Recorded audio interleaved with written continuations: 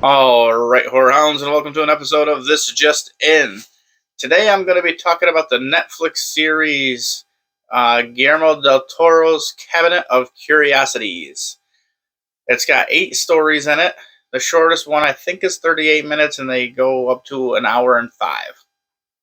Like I said, there's 8 different stories in here. I'll talk a little bit about each one. I did write stuff down, so I hopefully can keep a good train of thought. And then I'll kind of give my ranking of the stories from worst to best. And then my overall thought, like ranking on the whole series itself. All right.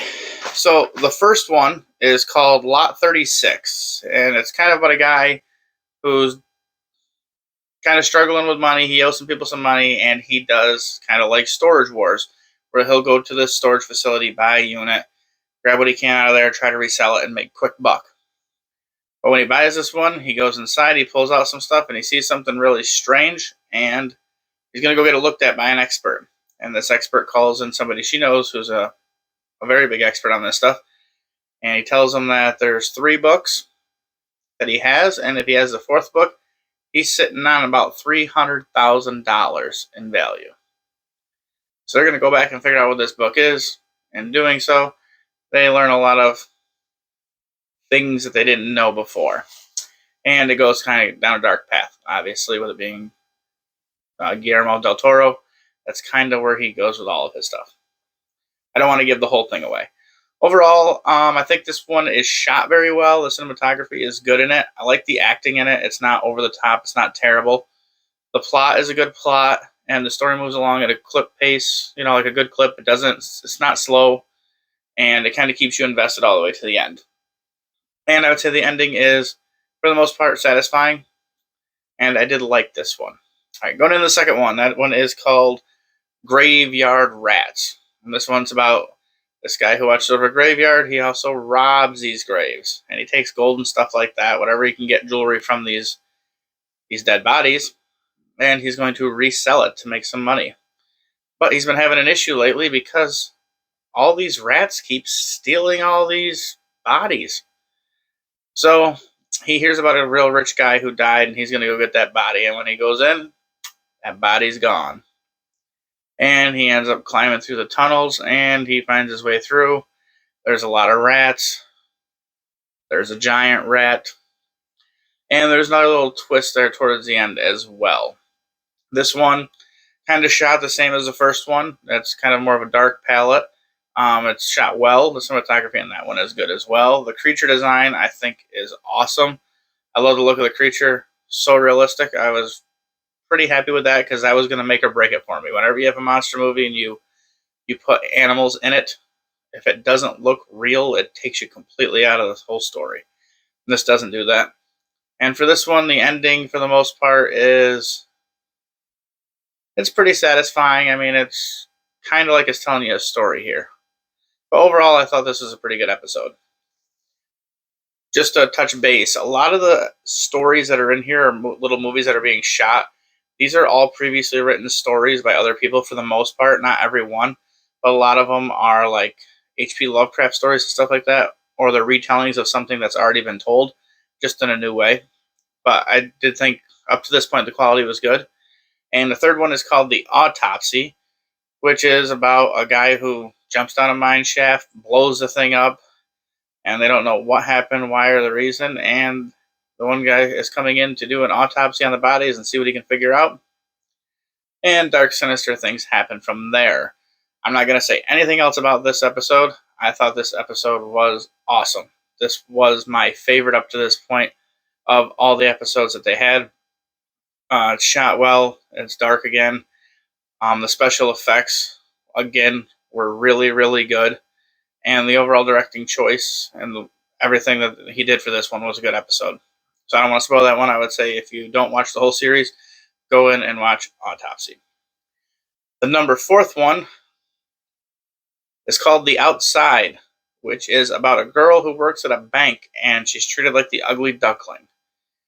And they all kind of have a Christmas party, and the one girl gives away this cream, and when she's putting this cream on her skin, she kind of breaks out from it, and then she's thinking about stopping to take it, and then the TV turns on, and the spokesman is literally talking directly to her through the TV, telling her that the itching is actually a healing and fixing her skin because she's so ugly.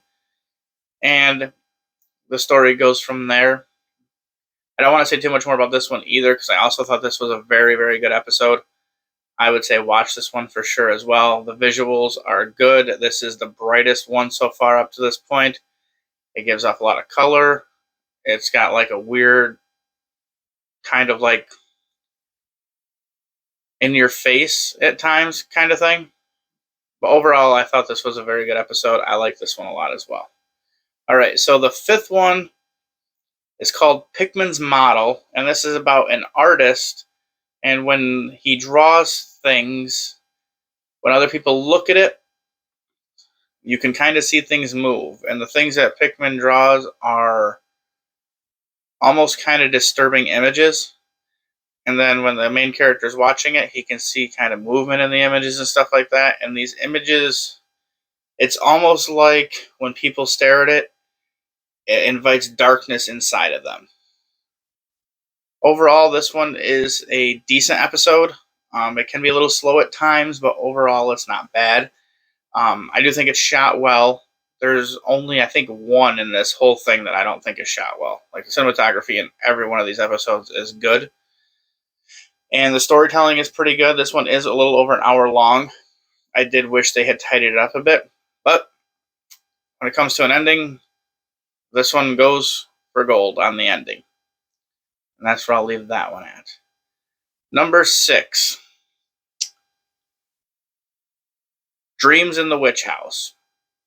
So this one kind of tells a story of a brother whose twin sister died when they were kids, and he's always been searching to find her because he saw her her spirit get dragged off into the woods, and he wants to find her, and he'll go to any means necessary.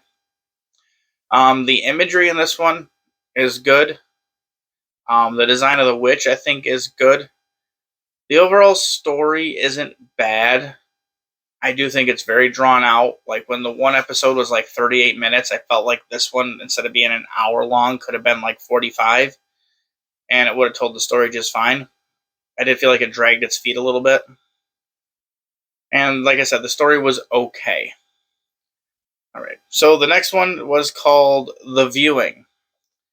And this one, to me, was the absolute worst one for me to watch. I know some people will probably like it, but this one was just not for me. It takes place in what seems like the 70s. It's got that 70s, like, grainy film where, like, when the light hits an object, you can see the streaking of the lights across the camera lens. It's like these group of people who are all selected by a rich guy because of all these special powers they have, or their intelligence, something that is probably like really good about them that makes them above other people. And they kind of just sit in this room for at least 45 minutes just talking about anything and nothing while doing a bunch of drugs. And it goes for all psychedelic and trippy and stuff like that.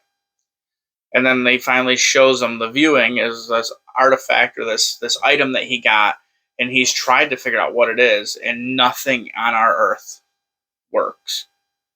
And eventually, someone smoking a little bit of weed blows some smoke into it, and it breaks out, and all hell breaks loose with this item. So the fact that this was like an hour and 5 minutes, and 45 minutes of it just completely drew me out of it. I was not into this episode. The creature effects are okay. With it being on that grainy look, it kind of takes away from what could be visually awesome, I think, because the kills in it look like they could be awesome, but they don't look that good because of the camera grain, which I know they were going for that feel. But at that point, I was already drawn out of it, so this one was not good for me. I mean, if it sounds like something you'd watch, go ahead and watch it, but to me, this one I wouldn't even recommend to anybody. Right, and the last one, it's called The Murmuring. And The Murmuring is about a couple who study birds. It takes place in the 1950s, and these birds do this weird pattern where they're all in sync, but it also helps them dodge being eaten by prey. And they get funding to go to this special island where all these birds stay. They can do some special studying. And when they get to this island, they wind up getting to stay at this random house. and they're there to watch the birds, and creepy house shit starts to happen. This is a story all about grief and loss. I don't want to get into spoilers on this one because I do think this is a very well told story and it is shot really well. And I would just say it's slow. It does not have the horrific, bloody, gory moments to it. It does have that haunted house story to it, and it's just a good story. It's like a drama. It's like a drama with a little bit of horror elements to it, but it was a very good story. All right, so that's a little bit about every episode. Now, if I'm ranking them, I had wrote down on my little lovely notebook here how I ranked these, and as I've thought more about it, I think I've changed my mind a little bit. So, for me, number 8 is The Viewing. Like I said, I would not recommend anybody to watch The Viewing. It was not anything that I was a fan of. If it sounds like it's something that's up your alley, go ahead and check it out. It is only an hour long, and all these are on Netflix. So, number 7, I did have The Murmuring here, but now thinking back on it, I'm going to put Dreams in the Witch House here because I felt like Dreams in the Witch House was very visually stunning for an hour-long movie, but it just lacked something. There was something about it that just lacked in that one. And for that, I'm going to move that one down. So then at number 6, I'll put The Murmuring because, yeah, it's not a lot of horror, but it's just a very well-told story. It's shot very well, and the acting in it is done really well. So it's just overall a very good story. Number 5, I put Pikmin'S Model. Like I said, this is an art horror. It has a lot of good things about it, but it did drag on a little bit, and the ending kind of saved it to where I would have put it above The Murmuring.